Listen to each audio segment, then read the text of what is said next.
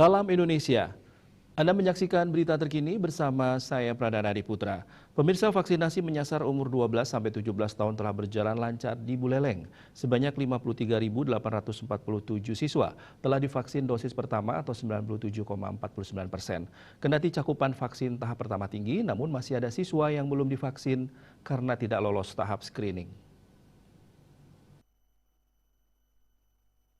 Kepala Dinas Pendidikan Pemuda dan Olahraga Buleleng, Made Astike, Rabu 11 Agustus mengatakan, total pelajar di Bali Utara yang menjadi sasaran vaksinasi sebanyak 55.236 siswa. Dari jumlah ini yang telah divaksin, tahap pertama sebanyak 53.847 atau 97,49%. Sedangkan yang tidak lulus screening sebanyak 1.389 siswa atau 2,51%. Pada jenjang SMP, vaksinasi menyebar di 74 satuan pendidikan. Total siswa yang hadir dalam vaksinasi itu sebanyak 28.659 orang. Dari jumlah itu sebanyak 27.872 atau 97,25% siswa SMP telah menerima vaksin. Sedangkan siswa yang tidak lolos screening sebanyak 787 siswa atau 2,75%. Sementara untuk jenjang SMA, vaksinasi digelar di 36 sekolah. Vaksinasi ini diikuti sebanyak 13.131 orang. Kemudian yang berhasil divaksin sebanyak 13.047 atau 99,63%.